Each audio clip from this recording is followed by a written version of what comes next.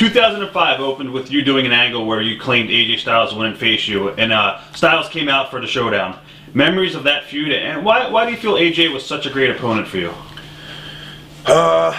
Okay, so this was where we went into the Iron Man match, like the stuff with Dusty. I thought it was awesome, man. I was happy that I was getting the opportunity to work with AJ on television. I had already worked with him a bunch on the independent scene and knew that we could do good stuff. And like I said before, I feel like, AJ, my mentality and AJ's is very similar in the sense that we're not afraid to look bad for the sake of the other guy, or let the other guy look better than us.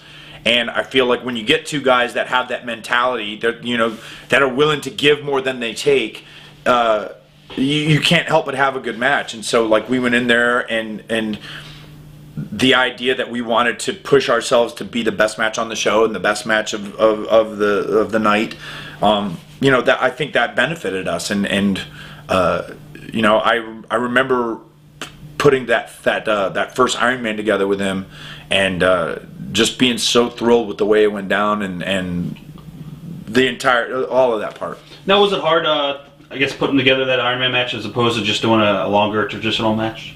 No. I mean, we went into it knowing how we wanted to structure it, and what we thought was going to be like the best way to get the score to what we needed it to be. And actually, I think Bill Behrens was the one who came up with the finish the way it was. Right. Like, he had pitched it to me, and I didn't know if he was actually booking or if he had just suggested it to Dusty. But then, like, the way he pitched it to me was the way we ended up doing it, and I thought it worked out really well. Did you have to give him 10% of the house? God. Don't tell him. Yes, I haven't given it to him yet.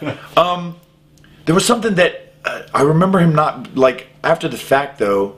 I think it might have been doing I think he was against the idea of doing the overtime right then and there. I think he liked the idea of, like, originally the end of that match was I had choked AJ out and he was bloody, and we'd done the draw. And I think Bill's mentality was, if you left the show like that, and then I came back with because I had the heat at that point, if we had gone off and the next day, if I'd come out and said, AJ Styles, you never beat me, blah, blah, blah, I won that match, you were out cold, blah, blah, blah, and we could have built to the next thing. And I think he was upset that we ended up doing the overtime, and then AJ beat me, and then everybody was like, oh, what a fine match that was. Right. And then there was not heat, but like the babyface had come out at the end rather than there being the issue that we could have built upon. I think that was his, I remember him telling me something to that effect afterwards. Yeah. TNA turned you face and teamed you up with AJ Styles. Memories of that team and the matches against LAX? That was awesome, man. Did you like the face turn? Or? Yeah, I mean, let's see, I'm trying to think of how that started. Like, I had turned face. I had turned face to wrestle Joe, and then they put the X belt, like, I won that Ultimate X, and honestly, I wasn't supposed to win that match, but, like, it was supposed to be Joe, but they realized Joe wasn't going to be able to get the thing. Right. Like, and so, like, we had pitched the idea of Joe stealing it, like, me coming down with it and him stopping me with the ref down and taking the belt, and they were like, oh, people will crap on that. And I was like, well, yeah, if you want him to be heel. So then I won it and then never wrestled with the belt and then lost it at the first, I remember the match that we had. It was like the first, like, primetime show we did, right? And they came into the show live in the middle of the match. Like, I was already bloody. They came up, hey, look, oh my God, Christopher Daniels is bleeding.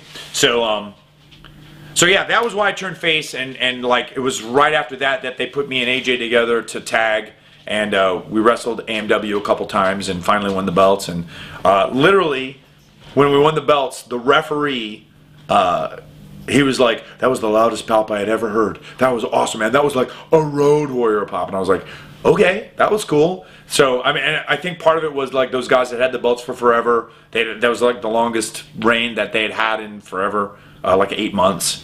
And, we all just worked really well together. Like, I'd already had You're talking about LAX now, right? No, I'm talking about that's AMW. right. When we won the belts, Right. we won the belts from AMW, and you know, I had already worked a ton with Chris and James at that point, and AJ was AJ, and we had, you know, really good chemistry as a team. And AMW, obviously, when you get a good team in with them, they work great.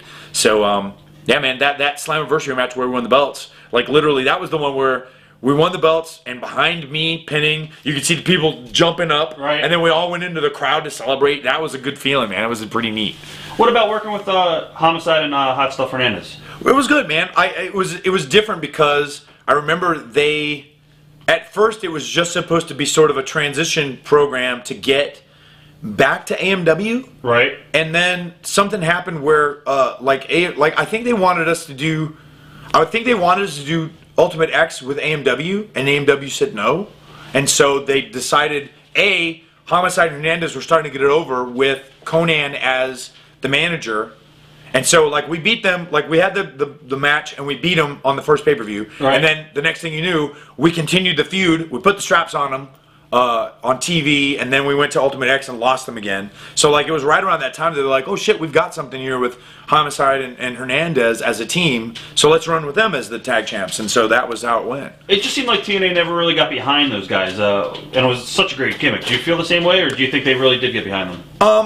Well, here's the thing. I thought that we worked better with them than a lot of other teams. Like, for example, like after we lost the belts to them at the Bound for Glory, right. They went into a feud with AMW, and I don't think those guys gelled very well. Yeah. And then I think they were very specific. Like, what worked for them was Conan as the mouthpiece and those guys as the team, as the heels. The minute they got rid of Conan, that sort of took away from them. The minute they turned face, that sort of took away from them. So I feel like the original concept of them, the trio, and Conan as the mouthpiece, you know, but that was one of those things where circumstances outside of wrestling sort of tore it apart. Right. So, but honestly, the most I can say is that I'm disappointed in TNA's mentality. I feel like there could have been a way to keep AJ there, and then TNA just didn't want to do it. And this is sort of secondhand information, so I may not have all the information, but I just got the impression that you know, AJ was making a certain amount. They wanted him to wrestle more for the same amount. He wanted to at least make the same amount for the same amount of wrestling, and they couldn't come to terms. And so it's sort of disappointing that TNA wouldn't budge on that point. But you know, at the end, it's a business, and if they decide that that's best for their business, I think in the end it's going to come back and bite them. And you know, time will tell if I'm right or wrong.